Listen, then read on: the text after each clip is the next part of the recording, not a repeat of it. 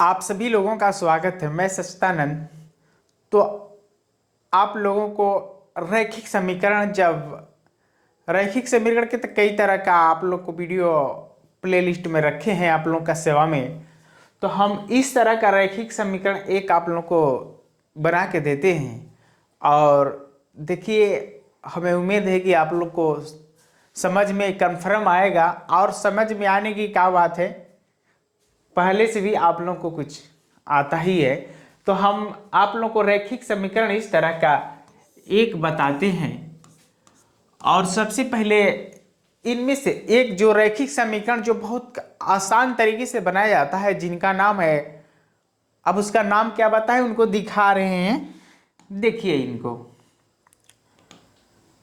तो इस तरह का एक रैखिक समीकरण जिनको हम लोग समीकरण को इंग्लिश में इक्वेशन कहते हैं, तो एक बनाते हैं जैसे आपको चुटकुल्ला जैसे लगेगा और ये सवाल हल हो जाएगा।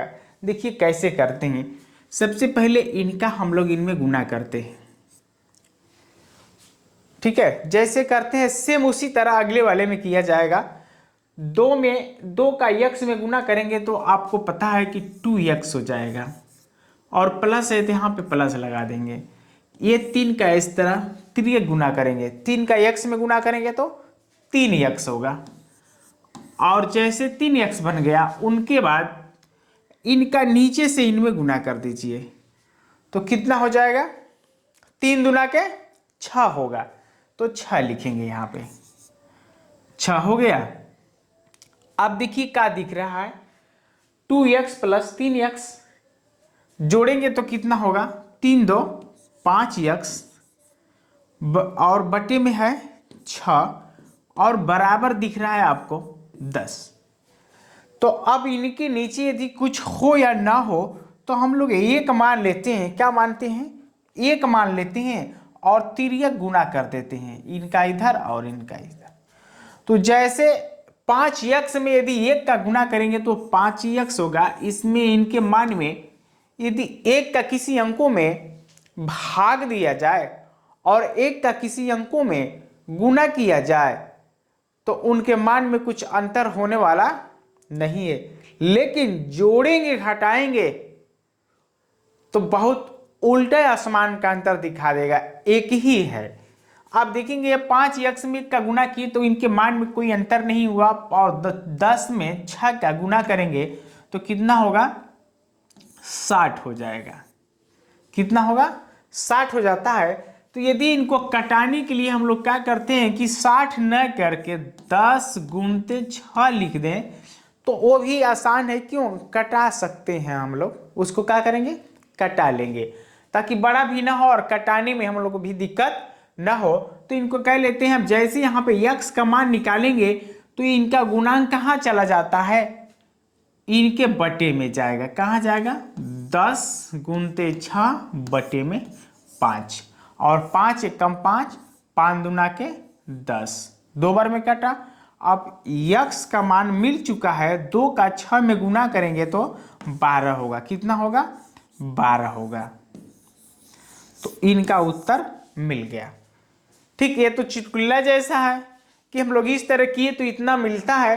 तो इससे मिला है, आप लोगों को क्या मिला होगा, तिर्यक कैसे गुना किया जाता है, यही आपको इसमें से मिला होगा। और ये हम लोग का सवाल समीकरण बन चुका है। अब दूसरा सवाल देख लेते हैं। अब कैसे उनमें किया जाए जिनको हम लोग कहते हैं रैखिक समीकरण को हल करना है, रैखिक समीकरण को हल करें।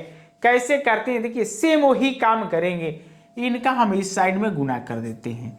5 का गुना करेंगे तो होगा 5 कोष्ठ में x प्लस 5 बराबर 3 का गुना करेंगे तिर्यक तो 3 कोष्ठ में x माइनस 3। अब जो कोष्टक के बाहर है तो कोष्टक के बाहर वाले को हम लोग क्या करते हैं, अंदर करते हैं, धक्का मार के नहीं, अंकों को धीरे धीरे गुना करके अंदर करते। 5 का इनके गुना करेंगे तो 5x, यही 5 वाले का 5 में गुना करेंगे तो प्लस 25, बराबर का है तो बराबर लगा देंगे। 3 का गुना करते हैं x में तो 3x, और 3 का गुना करेंगे 3 में तो कितना है -9, -9। तो जिनका प्लस साइन है तो प्लस साइन रखेंगे, माइनस साइन है तो माइनस साइन रखेंगे। और इनको अब देखिए ये समीकरण जो बना रैखिक समीकरण का, अब देखिए बहुत इजी समीकरण बनने वाला है। क्या बनने वाला है? बहुत इजी बनने वाला है। कैसा?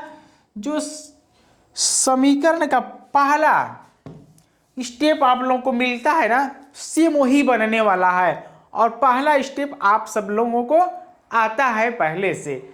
अब यहाँ पे हम लोग 5x 3x को हम लोग बोलते हैं चर, और इसमें अचर दोनों मिला हुआ है, लेकिन इनको एक साथ जोड़ेंगे और जिसको प्योर बोलते हैं यानी ओरिजिनल। क्या बोलते हैं? ओरिजिनल। जैसे यहाँ 25 और 9 ये ओरिजिनल अचर है, तो उनको एक तरफ करेंगे और इन चर को एक तरफ करेंगे। तो 5x और 3x को इधर लाएंगे बराबर का इस पक्ष में, तो -3x हो जाता है। कितना हो जाता है? -3x। और उनके बाद इधर -9 है। अभी प्लस कितना है? 25 बराबर का उस पक्ष में जाएगा तो प्लस है तो माइनस, तो लिखेंगे यहाँ पे -25। अब इनको हल करेंगे तो 5 में से 3 कम कर देते हैं तो कितना बचता है? 2 और एक x, 2x, यानी 5x में से -3x कम करेंगे तो 2x होगा। और माइनस माइनस जुड़ जाएगा तो 25 5 30 और 4 34, तो -34 आ गया, -34। उनके बाद हम लोग क्या करते हैं? अब इनको कटाएंगे। क्या करेंगे? अब इनको अब भाग देंगे। तो x बराबर -34, उसके बाद बटे में जाएगा 2, तो काटिएगा इनको 2 एकम 2 और 2 साते 14, 2 एकम 2, 2 साते 14। लेकिन माइनस इनका यक्स का मान माइनस में आएगा तो -14, 2 एकम 2 और 2 साते 14, तो 14 नहीं होगा 7 होगा, यानी यक्स का मान 17 होगा। यक्स का मान 17 होगा।